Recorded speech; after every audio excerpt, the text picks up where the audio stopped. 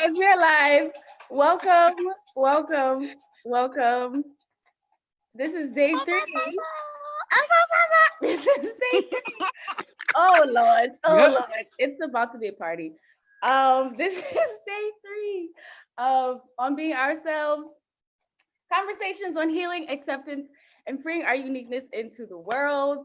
We are getting set up on Facebook, so bear with us for just about 30 seconds while we pull everything up and get to your chat so we can talk to you and be with you and be live in the moment. Thank you so much, everyone who has joined. We have background music today. We have background music because today I'm talking to my best friend in the world. And I've been thinking about background music all week. And she was the one to make me do it. Yeah, exactly. That's why I was like, let's do it. Let's go. What do you want to hear? What are we doing? Tell the people what they're getting in the rain. It's like I've got my name in the back of my sweater, like I'm in the room. Exactly. All right. this is happening. Things are happening. Folks, if you are joining us, if you're live with us, just post into the chat. How are you feeling today? How are we feeling? All right. All right.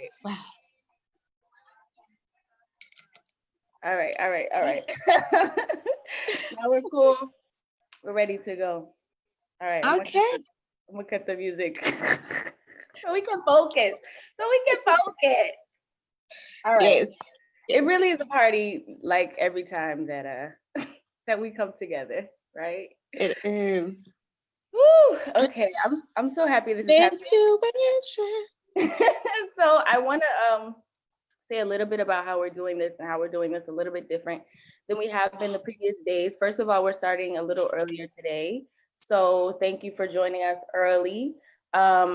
Secondly, you will notice that you're only seeing my face on the screen right now, which is quite unfortunate, but we are curbing and adjusting for connection issues. I hate to say issues, but for the reality of connections between here and South Africa. So we're adjusting for time.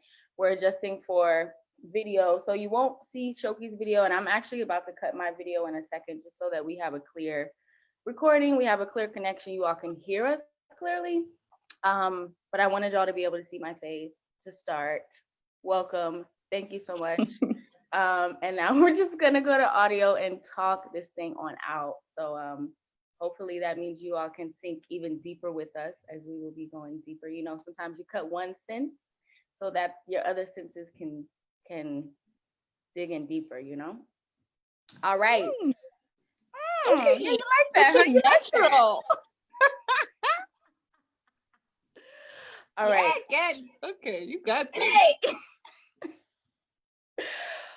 All right, darling. Let's tell the people what we're doing. Let's tell the people who we are. So if y'all don't know me, if this is your first day tuning in, my name is Ife Madimoyo. I am a coach, a healer, a catalyst for the healing and transformation of people of African descent. I help people to trust their feelings, trust their journeys, and trust themselves so that their own uniqueness, their own natural contribution to this world, to this life comes out flowing naturally.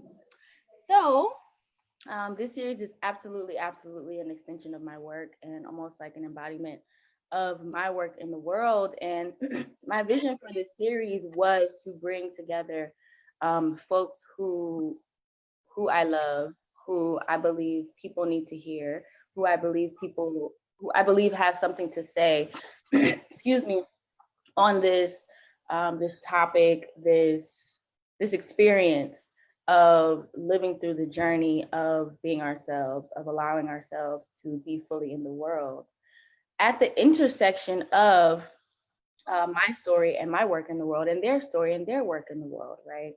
And so, as you all may have heard me say before, Shoki, as I call her for short, is literally my best friend in the world. And beyond that,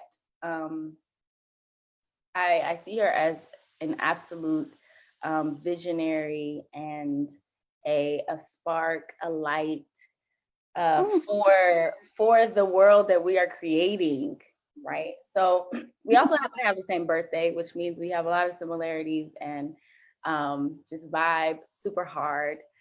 So Shoki's work in the world, I've always seen as important and paramount.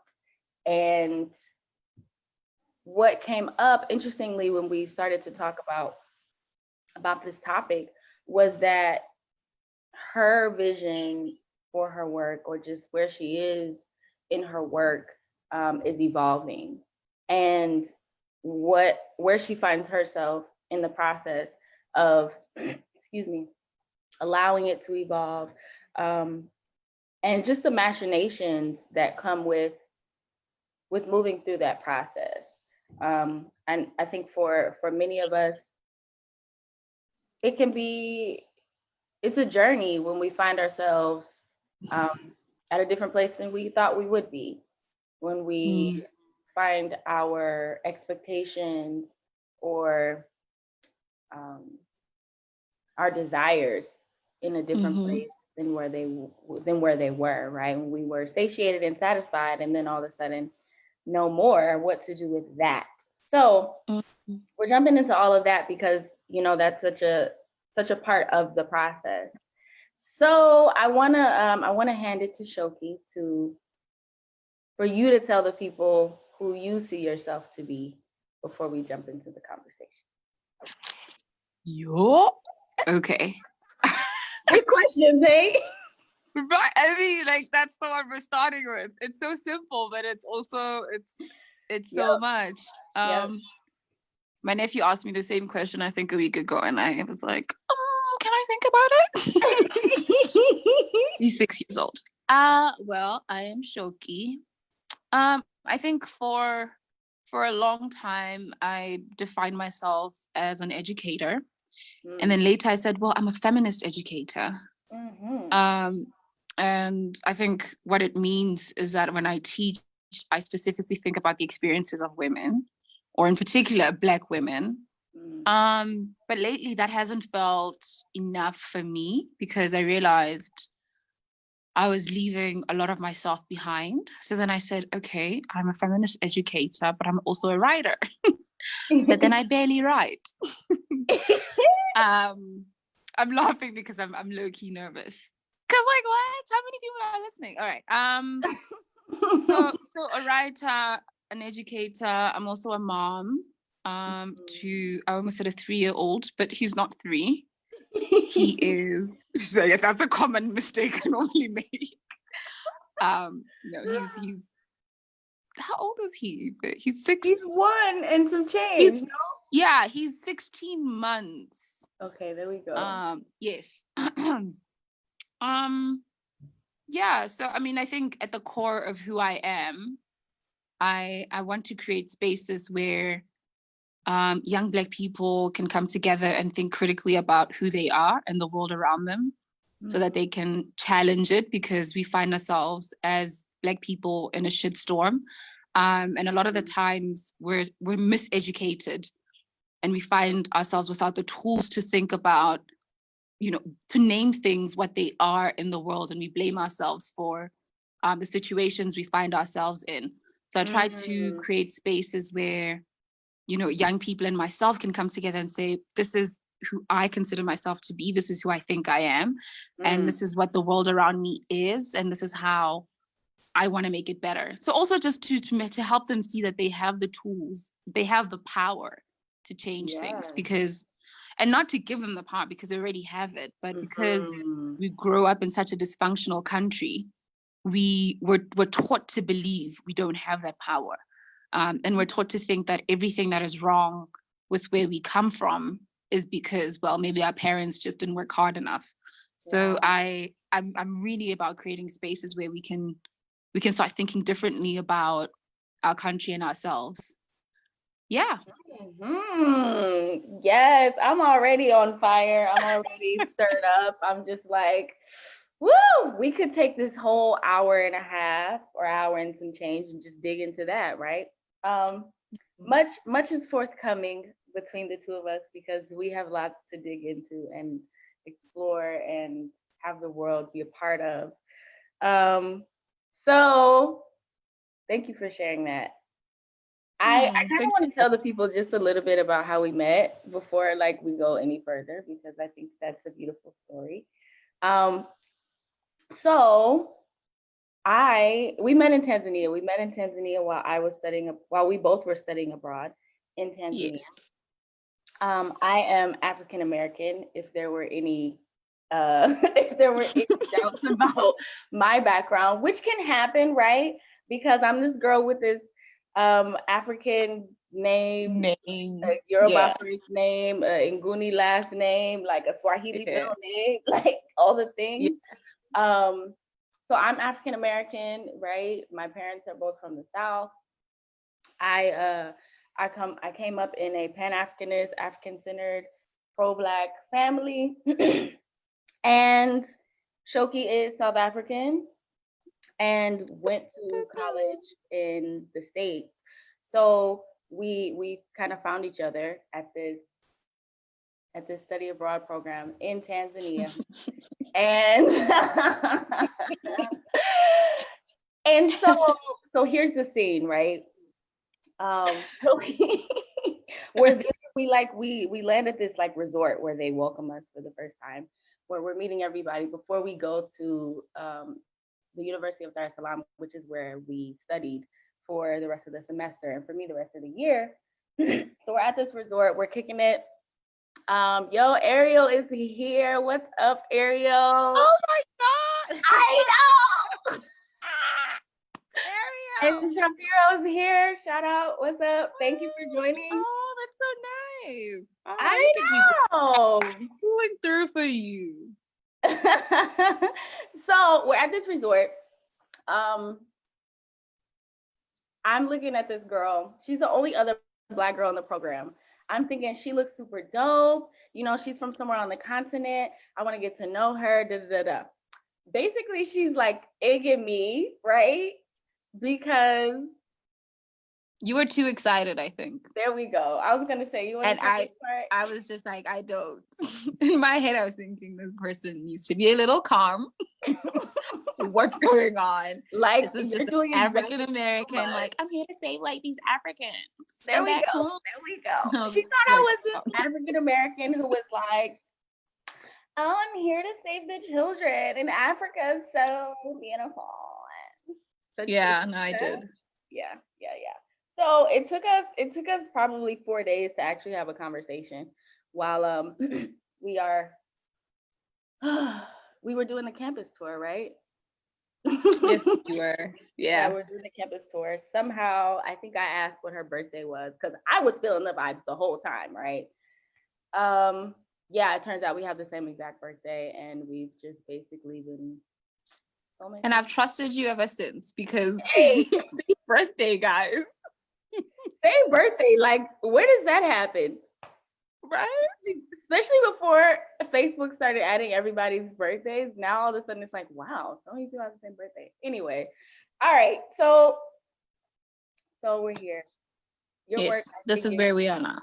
Well, this is like how many years later? 7? This is year 8, actually. Yeah. This is year 8 of the friendship. I couldn't be more excited. And of course, I just recently spent 3 months in South Africa. Yes. Which was a lovely. Which was great. You met my baby. I met your baby. Yeah, so you know, it reignited a lot that never died, but really came into fuller, I think, view and color, and how to see that we have much work to do in this world together, which I'm so grateful for. All right. Yeah. So let's talk about when you first came to kind of realize that the work that you're doing is the work that you wanted to do in the world, or that you thought you were meant to do in the world. Yeah.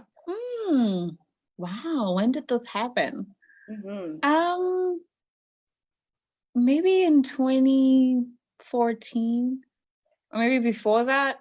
But I just know I found myself, I've always known I want to work in education, right? And I wasn't always certain what it is I wanted to do.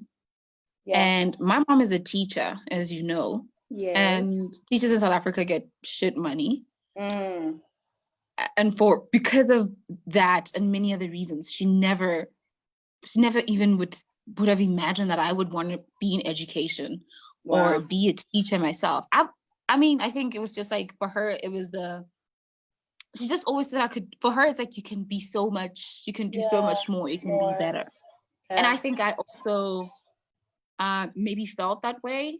Like, I not that I judged it, but I would never say out loud, I'm an educator. You know, I would never even think to define myself using that as one of the things, because I think because of how you grew up knowing about teachers, there was a bit of shame I had around it. Like, if you found me at a bar, I probably wouldn't say I'm a teacher, you know. Which, you know, what I would sort of say would be, I teach African philosophy, and that's not to say, I mean, there's teach in there, but I think for me, I was always using the African philosophy part to kind of hide the fact that I am a teacher. So anyway, so I think once I realized, when did I realize? I was with students and I just didn't want to leave.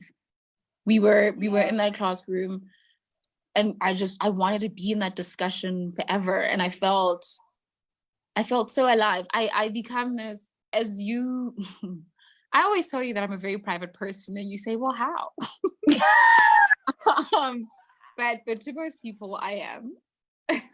Yes. I just have issues with being vulnerable, I think. But when I am teaching, I am the most vulnerable person. I say things that when I leave the room, I'm like, what the? You know? Precisely. Yeah. And so I realized this is where I am most just me, you know, because I reveal all of myself. And I think it works well with the students because we connect, because they also then reveal themselves. But that's just, you know, that's one part of it. The same kind of feeling I get when I am writing. And it's an excruciating experience for me, because I start off by like, I don't want to write. But when I'm really in it, it's thrilling, because the things I say, I'm always just like, wow, you've just gotten too far when I come to read it. But it feels, you know, the joy I get out of it, and the fact that I could just do it, you know. And writing is a solitary thing, you know, which is different from teaching, because then I'm with people. Yeah. But I still get the same kind of thrill. So for me, it's the joy and the connection I get from it, like with people. Yeah. So it's I don't know. I mean, I want to say it's 2014, because that's when I started teaching, but I think I've always, when I was in high school, I did a community service project on education. So I've always been with young learners or learners. So this is something I've known for a while. Yeah. Okay. Yeah. So would you say that you knew it like before college, or kind of like once you hit college, or by the time you hit college? I think before. Right. Yeah. Definitely before, because like I said, there was a time in high school, and I remember looking at somebody showed me a picture of myself where I had my hand up. I was sitting in a similar way I would be sitting most times when I'm teaching, and I was in high school, bruh. Yeah, know? So basically it's always been a part of you, right? Yeah, like even if you haven't known it fully. I just didn't, you know. What about you? Okay, yes, come on, let's make this a dual conversation. And I think it's the same for you. I love that. I do. Because, you know, thinking about who you were when I first met you, but go on. No, I want to hear this. Please, you say what you think. Yeah, because when I first met you, I think it was one of those things where you helped me, like our conversations, you listen really well. We both do. Yes.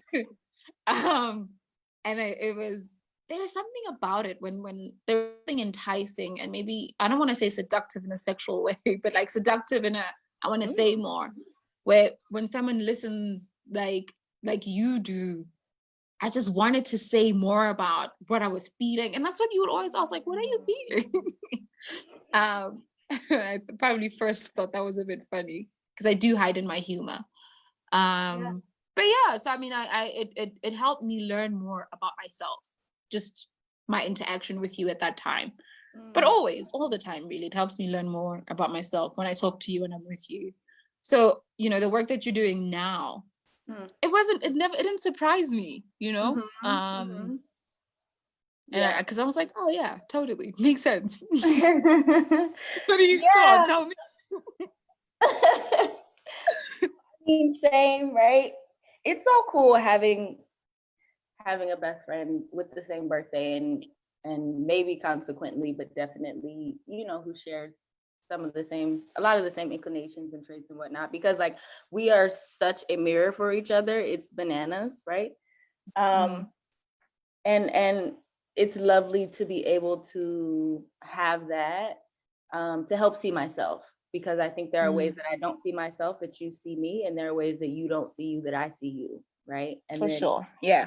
But kind of because we're both seeing each other and we see what we see in this knowing way, like, yeah, I know this because I have this, right? Because I live this. Then it makes us realize, oh shit, me too. Wow, okay. Yeah. It's super cool. So yeah, no, you're not wrong at all. I think what both of us do is it's got the same heart to it, so to speak, right?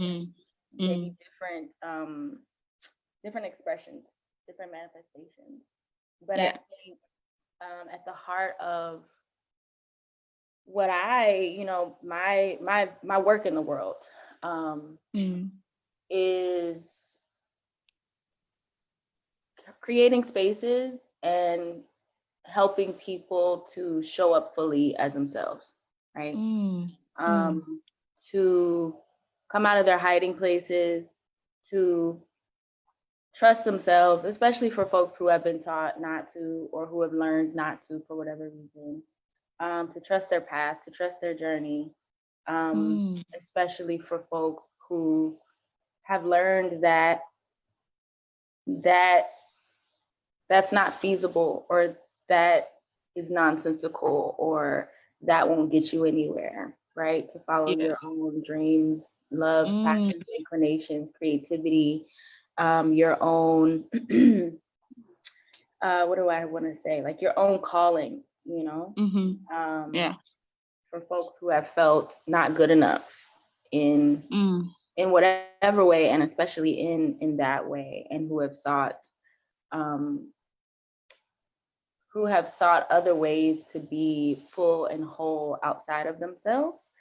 I see my work as helping, showing, allowing, modeling ways that folks can see that them affirming their wholeness, and therefore all of who they are, all of who they came here to be, that's the way to wholeness, right? That's the only way, and that it is their way, and it's divine, and it's and to help people on the path to actually doing that, because my experience has been that when I do that, when I have walked that path, like nothing is better, nothing is sweeter, and nothing is more sure, nothing is more true. So space, man, unconditional love, man, for people to understand, see, know fully their humanity, their divinity, and that they're free within themselves, they're sovereign within themselves, they're empowered within themselves. Yeah. So I love that. Thank you for asking. It was good to say that.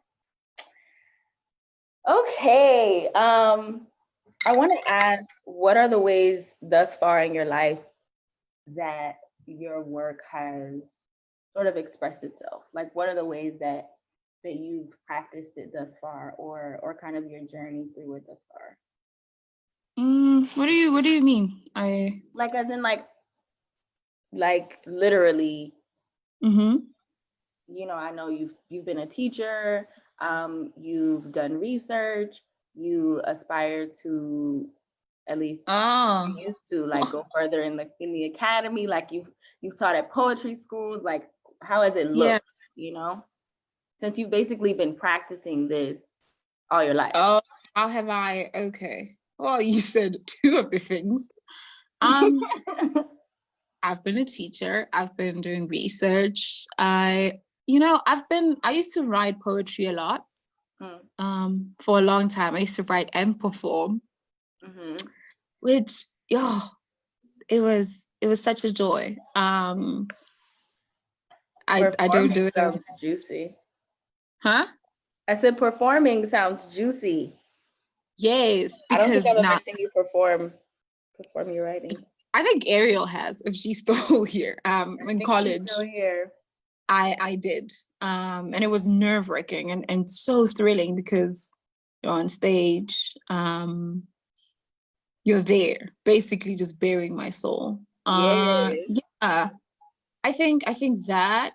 So just teaching, writing creatively, and then I was gonna say non-creatively when I write nonfiction, but no, it's still creative.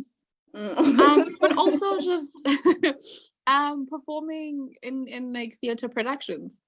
Did I tell you about that? Yeah, I did. I genuinely I love art. I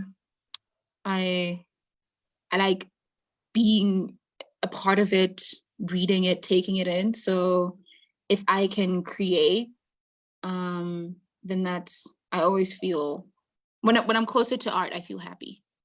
So yeah, I think those are some of the ways. I also think in mothering, I see, I think about my work a lot when I mother.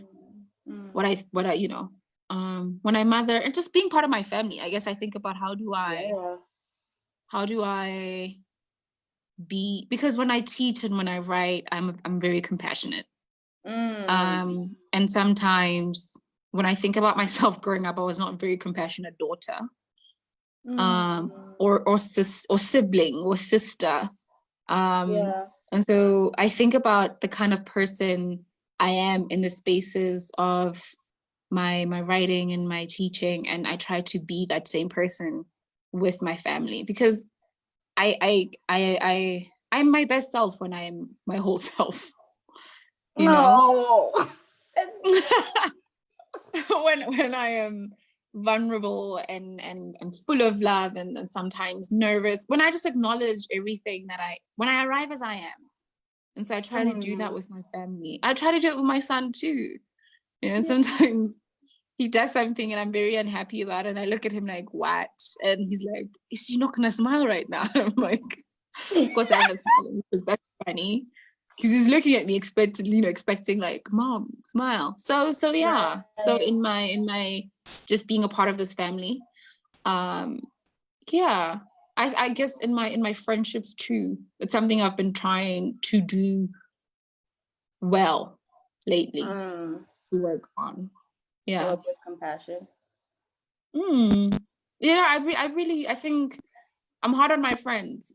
Or I used to be. Yes. I was not a very, I hadn't never thought of that question, hey? Yeah. Yes, no. I my notebook out. You think you got your notebook out? Yeah, I love that. I love, because what I was thinking in terms of that question was like, I was thinking about ways that you have practiced it, kind of like mostly in a professional sphere, but I love that you took it into the entirety of your life, because I truly believe that our work in the world, each of our individual works in the world, whatever it is a reflection of our our truest essence, right? Mm-hmm. Like who we just naturally are when we don't, when we are unobstructed, maybe, right? When we are operating in that wholeness, and therefore it does show and shines and happens in all of these various domains of our lives. I think a lot of what many of us are kind of struggling with, and when I say us, I'm particularly thinking about like millennials, certainly other folks too, but it's like I think a lot of us are we're struggling with like, why can't I just be who I am everywhere that I exist all of the time, right? Like, why do I have to, if I see myself as an artist or a healer, why do I have to do this over here and then conform to like the expectations of a job within a capitalist society over here? Why do I have to cut this part of myself off over here? Or why, in order to get this job, in order to provide for myself, I have to not speak in the way that I naturally do, right? I have to not show up in the way that I naturally do. Why do I have to hide parts of myself? Certainly, I think, you know, capitalistic societies, certainly Western Eurocentric societies, give us this framework of like, we are not fully whole, first of all, like from jump, right? And you're only acceptable if you meet these things. Exactly. And so many of us, right, we play that out in the way that we exist in the world. And I think many of us are like, nah, F that. Like, I'm through with that. I don't want to do that. My ancestors did that, or whatever the motivation is. There's a real need to like do something different and find something different. And exist as our full selves. So I appreciate this piece of like just acknowledging that whatever our stuff is, truly it shows up in the whole of our lives, right? Yeah. I mean, and I think I'm very lucky in that I don't want to say it's easy to earn money, but there's a way to use what I want to do in the world to earn money, right? But I think about other people, especially, you know, some people in my family and the things they want to do, and how it just doesn't fit in at the end of the month you get paid situation. And that's kind of, you know, your parents or other people are looking at you like, dude, what's going on? Like, so dude. It's and I mean, where's the rent? You know, the pressures to like earn a living, they're real, right? So it's like really conflicting and tough for most people to be like, okay, I'm just gonna paint every day and not make money from this painting because there's your parents back home who expect you to send money. Maybe you have a child. And I mean, even with me, right? Because I can work and do what I love, but a lot of the time, I don't think I've worked where everything was fulfilled, everything that I want to do, you know, when my whole, because there's different parts, right? If I can find the art, if I can find the teaching, if I can find the writing, and you know, but there's always other things. Maybe there's something that's not in the work, but there's probably other things in the work that I don't really particularly want to do. Yeah, right. Yeah, and I think, go ahead. Go on. I was gonna say, I think that's where a lot of people find themselves if they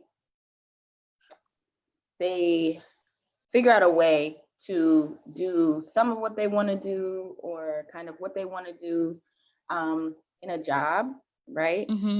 Is like, okay, cool, I love to teach, I'm going to be a teacher, but now I'm in the school system and the way that they're teaching is totally not me, right?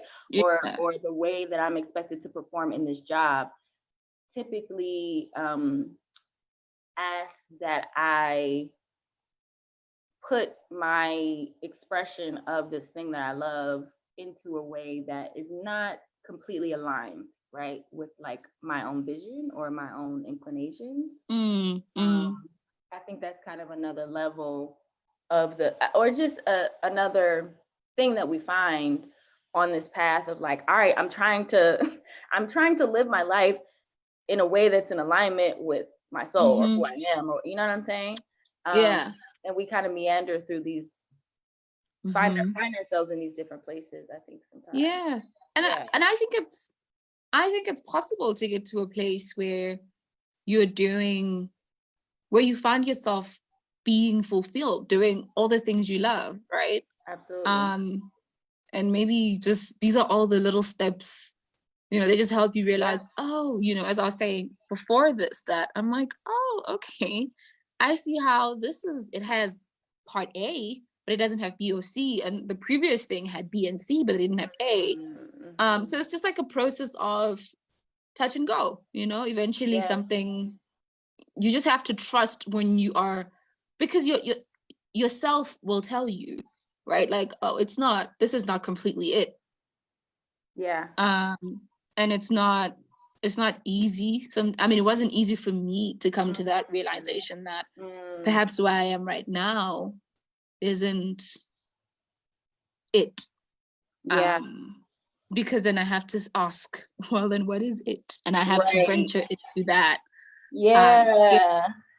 situation of, let's figure it out. Let's, be part of that process.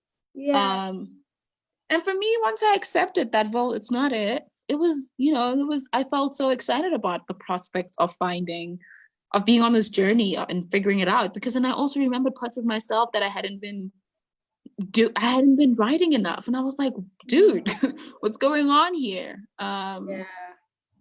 So it's, wow. Yeah. I love that you pointed out kind of that this is all a part of the journey. I think oftentimes we beat ourselves up, right? On this path, believing that we should have it figured out by now, or we should be able to have kind of, exactly what we want, or maybe it's been a long journey for us, or, what have you. And I agree in the sense, I agree that it literally is a journey and you can't skip steps. I always say, like, if I learned a lesson, right? If I was brought into a situation, or a situation occurred in my life where I learned a lesson, me learning the lesson is proof positive that I needed to learn the lesson, or else it wouldn't have come, right?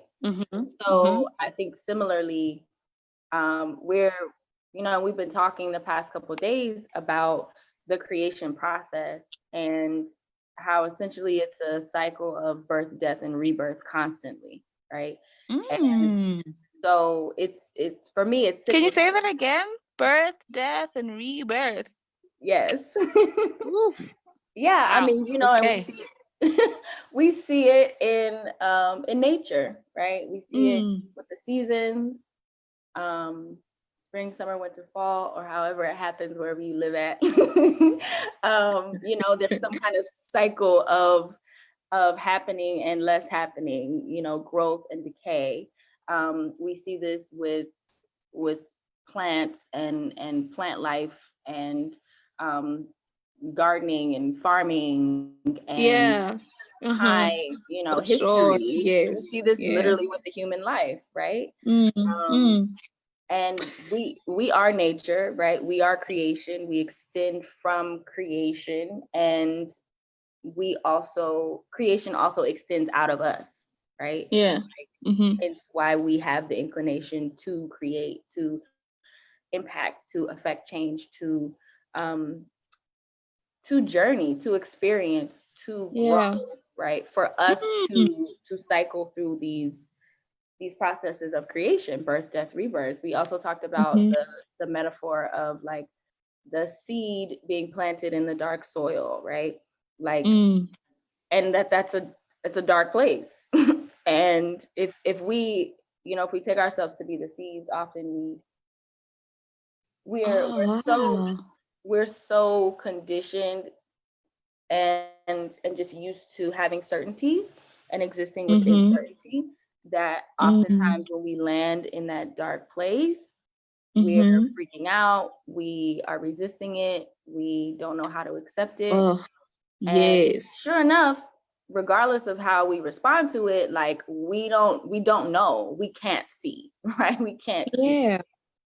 And of course, that seed is in darkness within soil that is fertile, right? It is Yes. fertile for its own growth. And Yes. so I said that to say, like, in becoming ourselves, in accepting ourselves, in healing, in learning, um in feeling into and trusting and knowing like the truth of who we are and our work in the world, we will have to go through these dark nights, right? We will have to cycle through birth, death, and rebirth, right? So I like that you brought that in, you know, that it's not all gonna be or supposed to be even, you know, all figured out and all right all at once. It is the journey that births us. It is the journey that creates us, that, you know, has us become. And we have these, and also I think in that there's also this thing of like not waiting to be satisfied either for that like one thing that you're gonna find. Like when you find it and then like there it is. Yeah. It's like, no, there are these birth cycles that can feel amazing, right? Or Yes. rebirth, or, you know, understanding. We come to new heights, achievements, whatever, understandings, and there's much to celebrate there throughout the entire process. Yeah. Yeah. Yeah. It's a journey forward. I mean, I know one day what you're reminding me of, there's this quote that I heard and I was like, this is it. I'm probably paraphrasing now, but something about how if you accept uncertainty, or if you learn to just be okay with uncertainty, so many more possibilities will open up to you. Yes. Because, you know, and I was saying to you, like, man, I'm in the place right now where I'm like, okay, where are we headed, girl? And it's not, certain moments of it are not particularly pleasurable. You know, but I think I have this, like, I'm a deeply faithful person, and I'm just like, no, I know wherever it is this moment is taking me is where I want to be. And I must, you know, right now I'm going to accept that this is happening. And it was exciting to be like, oh, so we're not totally about this situation. Yeah, you know, I like it when I change my mind about something. And I don't even know if I was changing my mind per se, or if I was remembering or being reminded of, hey, this. Yeah. So can we talk about what it's like for you when you know or feel, when you're able to feel, okay, this isn't it anymore, right? Like it's evolving, the work is evolving. How do you know when you're out of alignment with your things, your work? Yeah. Or maybe with your evolution, I feel like. I think there's I just don't want to do the thing. Okay. It's like I'm dragging my feet to doing it. But there is also there's no bliss or joy, because I know when I'm doing the work that I don't want to say I'm here for. That sounds so yeah. When I'm doing the work that I am supposed to be doing. Yeah, that sounds I know how that feels. It sounds more like me. I know how it feels. So for me, there's I hesitate to do, not hesitate, but I drag my feet to do whatever it is I'm supposed to be doing, because really I know I don't want to do it anymore. I also get angry, and is it angry or just because because I'm like, why am I doing this? This isn't me. But then there's also just like moments of serious sadness because I'm like, how did I get here? Right? As if I'm thinking about this situation, me right now at this moment, when it first started happening, I wasn't very excited. I think I spoke to you about this maybe 3 weeks ago. Yeah. And it was a bit frightening because being in a space where I was like, okay, this is great. I'm loving this. We're good. That's safe, right? It felt safe. Yeah. Yeah. And then all of a sudden I now have to almost, at the beginning, it feels like I now have to figure things out again. And then I say to myself, girl, you're basically 30. You're somebody's mother. You still don't know? Yes. Wow. Yeah. And then, yeah. But then I think slowly, well, there's always certain things I do when I find myself in such instances, and writing is like writing and reading, right? When I read mainly as a form of escape, but I also somehow always, when I read, begin to remember things about myself that I like. And then when I write, I'm able to go from, I really fucking hate this, to, oh, this is what's going on. Yeah. We've seen before. Because it's not new that I'm now at this moments in my life where I came to this point as well. I was like, oh, I don't think I want to do this way anymore. And then it took me to some place that I was like, oh, okay, this is really wonderful. That's why that was happening. So it's when I do write, when I journal, I am reminded that, look, this is not new. This is, trust this. Trust that we're not trying to harm you. And when I say we, I mean my ancestors, because they're here like, girl, wake up. Yes. Yeah, do the egg. We're here for. Right. So it's really good. I mean, and in this instance, the other thing that I found myself doing was I was talking to old friends, and in my conversations with them, and I was like, oh, this is who because when I was in college, I was involved in all these things, and art was always around me. And I was writing in my journal. I said, I think I used to be more daring. And I realized, actually, I'm still daring. It's just, it's different. I think it's because now I'm a daring person, but I'm also a mother. Yeah. Which makes some be like, well, mothers can be daring. Mother who but I right. But it's like, I have to think about, I do when I try not to limit myself to just not dreaming and wanting what I want because, oh, how's this going to fit into Lati's life? But I do think about him, right? I think about how much joy he brings me, and so when I look at him, I think, well, you wouldn't want your mom to be a basic loser. No, but by that I mean to just not do what she really is drawn to. Right.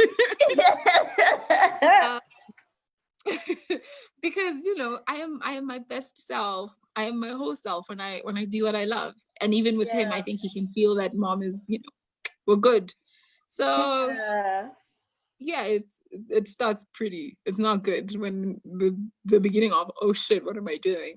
It's always a bit, but I get out of it, and I have good friends. I mean, I spoke about this with you, which is always so helpful, right? Because when I was talking to you about this, you're like, oh, it's allowing your vision to evolve. But I was like, I think that's what it is. Yes, I love it. Okay, so can you talk to me about kind of what your vision was, or maybe kind of where you were and where your vision is pulling you to now, or this, whatever confrontation this was, that says, okay, no, we need more, or we need to bring these things back, or there's more here for me to evolve into. What is the more for you right now? I think the more is writing. Write more. Yeah. It is, funny enough, I haven't been teaching much at all. Yeah. And it's write, it's teach, and it's also just be taught, because I also love learning. Yeah. I love being in spaces of learning. And read, right? I mean, because that's a big part of who I am. It just, and I feel like I don't do it as much as I should. Because when I do it, I feel so deeply centered. So yeah, and what's funny about this is that someone who knows me will say, well, girl, you've always known this. Really, write and teach. Right. But it's like these things, maybe they escape at one point, or you focus on too much and not the other. Yeah. Or it seems like you can't do all of them, weird things. So I think it's just, do it. I think the most frightening one is writing, really, because what really upsets me about it is sometimes I write something and I'm like, this shit is horrible. This is trash. Yeah. But that's part of the process. I'm gonna write things that are not particularly good sometimes. But I just have to keep doing it because, one, I enjoy the beginning of it is not easy, but when I'm in it, I'm like, oh, this is so great. Yeah. Right. And I'm not gonna, the fact that I'm not doing it because I'm terrified that it's gonna suck, I mean, that's such a lame reason. So really also just finding time, right? Because I think also what happened was I had a baby. Yeah. And as you have seen, babies are very demanding. Yes. So it was really hard to kind of carve out time for myself. I think when he was first born, to even just read or do anything. I would go to work and I would come home, and that was my life. And it felt, it was terrifying because I wondered if there was ever going to be time. But there is time. And I think also what I've found is you make creative ways of making time. So yeah. Love. Yeah, man. How about you? When you are in like are you, not even when you, are you ever in a situation where you're like, what am I supposed to do? Because to me, it seems like you just kind of always like, I know what I'm doing. This is what I'm supposed to be doing. I'm doing it. Oh my God. And this is the hilarious thing about our friendship, because of course I feel the same about you. Like, I feel as though you've never had any doubts. Shoki has always been clear. She's always said she's going to be an educator. She's always said she's going to get her PhD. She's always loved the things that she loves, done the things that she has done, and had very little fallout in life. Like me, on the other hand, are you kidding? My life has been nothing but the struggle of, what the fuck am I doing? Like, oh my God, are you kidding me? I mean, we can start with college, where, let's see. So I was raised, my parents are entrepreneurs. They've been entrepreneurs all my life, and they encouraged me to do what I wanted to do, like to study something I wanted to study, not to like study something that would help me get a good job, right? Which I appreciate very much so. The thing was, I didn't know what I wanted to do, right? And what I did kind of know of what I wanted to do, the college that I ended up attending didn't really have that. So I kind of went with like the next best thing. And that kind of just had me going in circles for many years, not really feeling like I had a place. And, okay, fast forward. Like, at the same time, similar to you, like I look back, and of course I've always been saying the things that I've always, like the things have always been the things, right? Yeah. By the way, if you're joining us, please let us know that you're here. Hit us with some hearts. Say hey in the chat. What's good? What's up? Yeah. So I think about, like, for instance, what I wanted to major in was international studies, right? Or international affairs, something like that, right? And I look at where I am now, where I find myself now, which is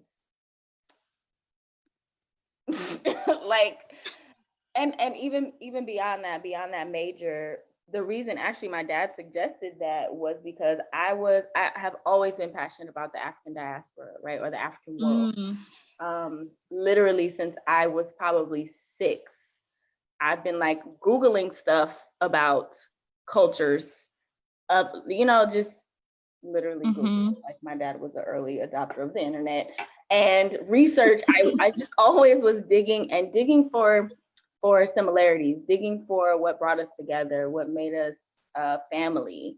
And yes. Of course, that followed me to college, that followed me to studying abroad, in the kind of research that I did there. I mean, it followed me to our friendship, you know what I'm saying? And now I kind of stand here like ready to kind of take my place as a mover and a shaker, so to speak, with other young people who consider themselves a part of the African world and moving it forward. And it's what it's always been. You know what I'm saying? The other thing is healing, is you like to call it therapizing, right? But helping people through their personal work, through their personal healing journeys, through their personal wounds. It's work that my parents have done, that I grew up with seeing them do. But kind of back to this idea of, but that's not gonna fit into what do I want to do box, right? Like, I had the idea that when people ask me, so what do you want to do? They're like, that wasn't okay to say, that wasn't sufficient. Neither one of those were sufficient. First of all, there was no box. Like, what am I gonna say? Like, I like Africa, like, Am I gonna be like, I like to talk to people and listen to people, and I like when they cry because they're healing themselves? Like, no. Not acceptable, not a box. And sure enough, I myself had not lived in a way for me to be able to see one way or another how that came into play. But one long journey of what am I doing, and then realizing, I think when I realized, okay, I want to do this life coach thing, it was when I was in the middle of failing graduate school and working through my own healing journey. And it was like, this is it. I got it. I know what I'm doing. I WhatsApped you it was in the library. It was a whole moment. And I was just like, I figured it out. And this is my inheritance and all the things, right? And after that, it's been more of a journey of not actually believing in it. It's been more of a journey of questioning. But will people, all of the things, is this legitimate? Do I have enough training? Can I make money? Will people even believe me? Like, you just failed out of graduate school, now you're a life coach? Like, what the fuck? You know what I'm saying? Like, that's cute. And people have believed you, right? Yes. And I hesitate to say yes only because I don't know if I can speak for people. You know what I'm saying? I think really that's not even the question for me at this point. I think you're right. Yes. I think people believe us to the degree you've had sessions, you have life coached. Yeah. Oh, I hear you. Like, I think that brings me to this thing of people believe us to the degree with which we believe ourselves. Like, this, what this questioning didn't have to do with skills, really, right? It didn't have to do with any of these things. These voices, you know, that we're talking about, even like the voices for you, like, oh, you should have figured it out by now. Da, da, da, da, da, da. Like, no one's to say that they're legitimate. You know what I'm saying? At the same time, typically society would back those as opposed to our own voices, right? Of course, that's kind of where we're like siphoning them from.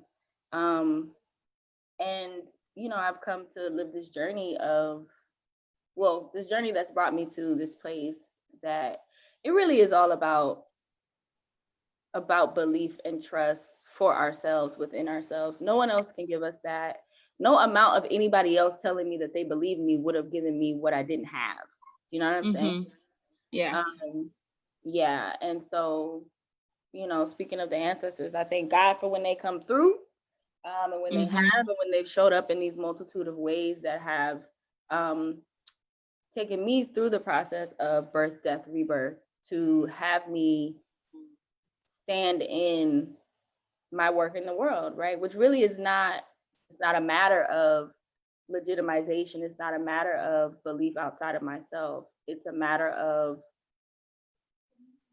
can I trust my own shit and do my own shit in the world? Like, that's really it. It's super simple, but you know, typically it can be a long journey for a lot of us, right? And be very layered in terms of how we get there. But you know, when we walk in that belief, and even more than belief, that knowing, you know, you and I have talked about the power of knowing, right? Like, when you know something, you, like, it has to come to you, you know, right? Because you know, you stand firm in your knowing. Like, it's on kind of a universal, we can talk law of attraction type level. Like, the thing has no choice but to come to you because you know, right? So, but as far as these moments, I've had so many of them. I've had so many of the, so will I have to work this kind of a, like, can I find work that is like kind of closely enough aligned with me, and then like do this on the side, or, you know, just all of the different configurations. What am I actually doing? What the heck am I actually doing? What even is this? What is this feeling like? Do you know what I'm saying? And and also, what is it in terms of what's the configuration that it's going to show up in? How are other people going to understand this? Are they going to understand this? Are they going to feel this? All the things.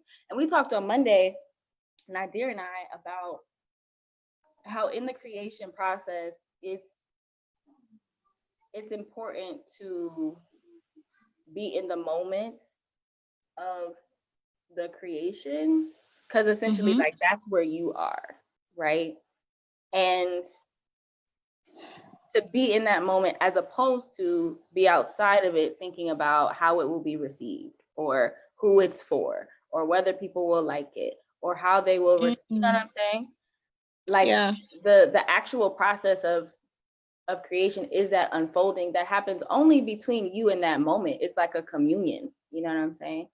And I think having the courage to exist there more often, having the courage to hear my own voice the loudest, you know, is huge for me. And yeah, and then I think also very similar to what you're saying, like allowing it to evolve as opposed to like being upset, right? Like, understanding my path as a journey now. So of course it will change, right? It will move, it will shift, and there's nothing wrong with that. Like, that's how this is supposed to happen. As opposed to being like, oh my gosh, this, you know, I thought I had it, you know, this thing of like, I thought I had it, but because something new is coming, it means I don't have it. You know, it's like, that's not how it works. It's actually more and more having it, you know? Yes. Yeah. Children are crying around me. Yeah, I hear. It's all good. Do what you need to do. Yeah, no, real for life sure. mother life. Yo, son, he saw me, and the fact that I'm not with him right now, he's just wilding out. Mm-hmm. Yeah. I want to talk about, I want to ask you this. As we're thinking about like our work in the world and all of that, I'm thinking about people who feel like they don't know what their work is in the world, right? Or maybe they felt like they knew, but they're not quite sure, and they've been back and forth. You know, like I find this a lot in the self-development, self-healing kind of space. You know, people feel like, you know, everyone's saying find your passion, follow your passion, but I don't know what my passion is, kind of thing, right? Yeah. So for people who find themselves in that space, what would you maybe suggest or point to as far as where you think they can look to find it? I like making lists. I'd say make a list of all the things, either things you love or things that make you happy. Just as simple as that, right? Not what is my passion or what do I want to do in the world, but just what makes me happy and what do I like to do. And I think in there, your passion is there. Because I mean, one of the things I did when I was in this place of, oh God, do I not know what I want to do? I made a list, right? And and it could start off with just like something like, I like food, but you have to keep going on with that list, right? Because it was reading and then a whole bunch of other things. And then when I looked back at the list, I was like, oh yeah, of course, I knew this. I know what it is I want to do. So my thing is always like, what makes you happy? What do you like to do? What do you love? And inside that, you will find what it is you want to do. And maybe it doesn't have to be as big as is the work I'm here to do. Maybe it's the work you want to do for the next 3 months or this week, right? But eventually, I think there'll be something you're like, okay, this is pretty good. Yeah, I like that. I think in this kind of retrospective that we're doing, I think that a lot of people do of like, of course, where I've landed is where I've always been. I think I would invite people to look at where they've always been, right? Like I would invite people to look at what has always lit them up from like small. I mean, I was in my latest cycle of death and rebirth. I ended up looking just like a lot at like my inner child and childhood and like 6 and under, right? Where I was at age 6 and under. And there was so much dancing, singing, performing, like this little girl just being out here, like just doing her damn thing and not thinking about anybody else's opinions, right? Yeah. Like literally not even having the concepts, the muscles to feel for like, oh, and what does this person think about what I'm doing, right? Like it was not there at all. So and for me, like singing, dancing, performing, it's not what I do in this arena, right? At the same time, it very much so is a part of, I think, what's meant to come out of me in this lifetime. And so I say that to say, you know, looking at what's always lit you up and that continues to light you up, I think is a great place. And it's a great place, I think, to just invite joy, invite fun, invite exploration, invite creativity, creativeness. I think, like you said, like it doesn't have to be your work in the world, right? It can be what's turning you on right now, like right this Yeah. very moment. What is turning you on? You know what I'm saying? Like Mhm. what feels juicy and delicious and delightful? What Yes. feels like play? What feels like fun? And I think for so many of us, like where we're at right now, just in the world right now with COVID and lockdowns and all kinds of things, like this is a pivotal question, right? A lot of things Mhm. are heavy for a lot of us. And it's important to keep that element of play in there if we can, right? It can be small, but it is our essence is that small child playing, learning, understanding, creating, right? So Yes. I'm hype about that. And if y'all do this, I mean, if anybody comes up with any interesting finds, I would love to know. Love to know. Love to know. Mm. Mm-hmm. This has been great. I loved Yeah. it. Yeah. Yeah. Yeah. Any last thoughts, words, feels? Um, I mean, I think what I've really enjoyed about this conversation is just being affirmed that it's all right, girl, right? Because I mean, I was talking like, I'm at this place, it's good, it's cool, I'm figuring it out. But the abouts of like, oh my God, what's going on? Yeah. But just talking it out like this has been really helpful for me. Yeah.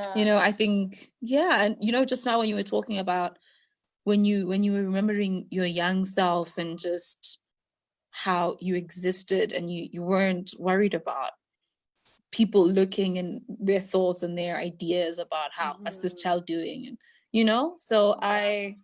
I think about just when I look at, because there's lots of kids in my family, the Mm-hmm. babies, and how they talk, they're so reckless because Mm-hmm.